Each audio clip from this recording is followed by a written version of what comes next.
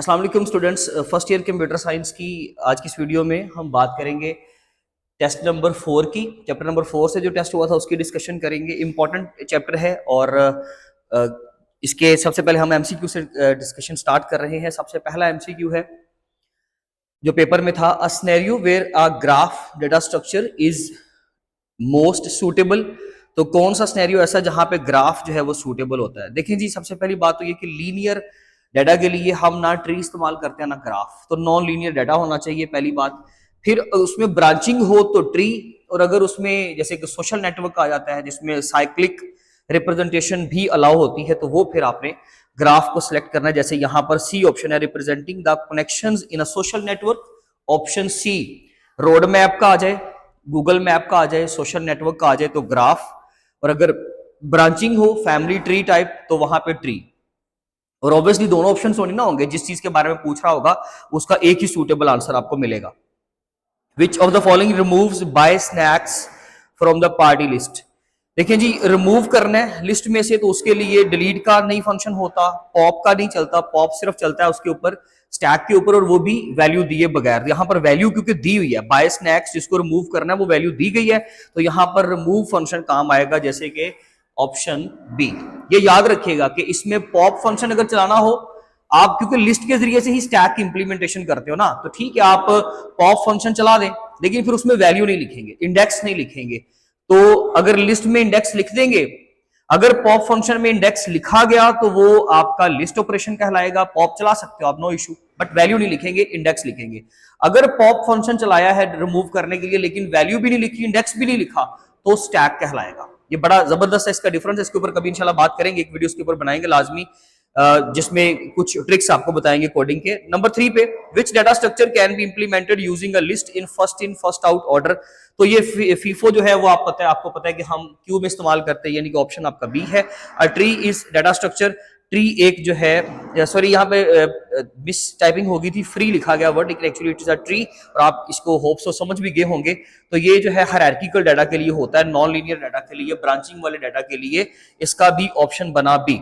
And the last one, if a city is connected to other cities था, यहाँ पे भी इशू आ गया, इसके लिए भी माजरत, क्योंकि ये टाइपिंग एरर आ गई थी। यहाँ पे दो TWO था, यानी कि टू अदर सिटीज। तो अगर ये दो शहरों से, लेट से एक हमारा ये सिटी है, या अगले दो सिटीज के साथ अगर जुड़ा हुआ है, बी और सी के साथ ये ए है, तो हम नंबर ऑफ एजेस को काउंट करके डिग्री बताते हैं, तो इसकी डिग्री थी 2।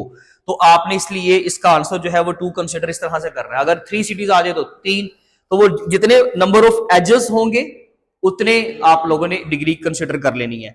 नेक्स्ट शॉर्ट क्वेश्चन थे, what does dynamic size mean in the context of list. इसको जरा समझने की कोशिश कीजिएगा कि डायनामिक साइज में यहां पर इसका क्या मतलब है। देखिए जी, लिस्ट जो है ना वो डायनामिक इसलिए है कि यहां पर हम लोग डाटा को ऐड भी कर सकते हैं, इसमें से डाटा हम रिमूव भी कर सकते हैं, निकाल भी सकते हैं। इसके लिए आप बेशक एक लिस्ट बनाएं, उसमें डाटा ऐड करके भी दिखाएं, यानी कि रिप्लेस करके दिखा दें या अपेंड करके दिखा दें। अपेंड करेंगे तो डाटा लास्ट पे ऐड हो जाएगा, रिप्लेस करेंगे तब भी ठीक है। बाद में डाटा रिमूव करके दिखाएं रिमूव फंक्शन से। दो आप लाजमी तौर पे ये कोड लाइंस लिखें तो आप उसकी एग्जांपल क्लियर कर पाओगे, और फिर इसके 2 नंबर मिलेंगे। नंबर 2 पे, differentiate between tree and graph. देखें जी, ग्राफ में ना रूट का कोई कॉन्सेप्ट नहीं है, ट्री में रूट नोड का कॉन्सेप्ट है। ओके, पहली चीज, ट्री एक ओपन स्ट्रक्चर होता है, उसमें साइक्लिक रिप्रेजेंटेशन नहीं होती। ग्राफ में साइक्लिक रिप्रेजेंटेशन होती है। दो हो गए, दो डायग्राम्स, एक डायग्राम बना दे, 3 पॉइंट आपके कवर हो गए, डिफरेंस का क्वेश्चन आपका क्लियर हो गया 2 नंबर के साथ इंशाल्लाह। नंबर 3 पे, explain how the insert function works in Python list, right at least 1 example. देखिए जी, इंसर्ट करना है आपने, डाटा आपने ऐड करना है, उसके लिए आप अपेंड चला दें, तो अपेंड का फंक्शन जो है वो लिस्ट के अंदर डाटा ऐड करने के काम आ जाता है। नंबर 4 पे डेफिनेशन भी बता दें, साथ एग्जांपल भी देते हैं। नंबर 4 पे, name 2 basic operations performed in stack, push और पॉप। पुश के लिए वर्ड पुश इस्तेमाल नहीं होता, अपेंड होता है। अपेंड क्यों करते हैं? क्योंकि स्टैक में डाटा तो आखिर पे ही ऐड होना है। जैसे कि अगर लेट से ये भी डाटा पड़ा हुआ है, ये भी पड़ा हुआ है, स्टैक में डाटा ऐड करना है, तो वो आखिर पे जाके ऐड होगा ना। वो वैसे यहां पर टॉप है, लेकिन अदरवाइज तो वो आखिर पे ही है। तो असल में डाटा इस तरह से ऐड हो रहा है, ए बी एंड द सी, तो आप इसको अपेंड करेंगे, और उसके लिए अपेंड का फंक्शन हम लोग यूज करेंगे। उसकी एग्जांपल दे, कोड लाजमी लिखे, साथ ऑपरेशंस के नाम लिखे, साथ में कोड लिखे। नंबर 5 पे, what is pre order tree traversal. देखिए जी, प्री ऑर्डर जो होता है ना, वो हम लोग खास करके इस्तेमाल करते हैं किसके लिए, जब हम लोगों ने बैकअप लेना होता है। तो बैकअप लेने के लिए हम रूट नोड, अगर लेट्स से ये मेरे पास मेन मेजर डायरेक्टरी या फोल्डर है, सब फोल्डर, तो मैं इसका बैकअप लूं, फिर इसका लूं, फिर उसका लूं, तो ये तो पॉसिबल नहीं है। तो अगर हम यहां से बैकअप ले लें रूट नोड से, तब बाकी उसके सारे नोड या उसकी ब्रांचिंग, तो ये सबसे बेस्ट है। इसलिए यहां से इसका बैकअप लेना स्टार्ट करेंगे। प्री ऑर्डर ट्रैवर्सिंग में पहले रूट नोड आता है, फिर लेफ्ट वाले सारे ब्रांचेस एंड देन राइट वाली सारी ब्रांचेस। लेक्चर हम लोगों ने इसका कवर किया, आप लोग जाके प्लेलिस्ट में देख भी सकते हो, बहुत इंपॉर्टेंट कॉन्सेप्ट है। Why do we use peek function? Peek basically top element को या फ्रंट एलिमेंट को देखने के काम आता है। आपकी क्यू या स्टैक के अंदर जो मोस्ट रिसेंट एलिमेंट होता है ना, जो सबसे पहले एलिमेंट होता है उसको फाइंड करने के लिए क्यू में, और जो मोस्ट रिसेंट होता है स्टैक में उसको फाइंड आउट करने के लिए। जैसे कि टॉप एलिमेंट में इस वक्त कौन सा है जो मोस्ट रिसेंट है, ये वाला। अगर लेट्स से मैं क्यू बनाऊं तो ए बी एंड सी इस तरह से, तो ये आपका फर्स्ट इन फर्स्ट आउट वाला एलिमेंट ये है। पीक इसको या इसको बताने के काम आता है। पीक फंक्शन क्यू में सबसे पहला एलिमेंट, खास करके ये क्यू का ही फंक्शन होता है, और सबसे पहला एलिमेंट कौन सा है उसको बताने के काम आता है कौन? आपका पीक फंक्शन। उसमें पीक फंक्शन का एग्जैक्ट एक फंक्शन है पाइथन में जो हम इस्तेमाल करते हैं। उसके बाद लॉन्ग क्वेश्चन था what is a graph, explain difference between directed and undirected. तो इसमें हम लोगों ने ग्राफ की डेफिनेशन बतानी है। ग्राफ की डेफिनेशन बताएं, एग्जांपल दे, दो एग्जांपल है, रोड मैप सिटी मैप वाली, और इसके अलावा सोशल नेटवर्क वाली एग्जांपल दें।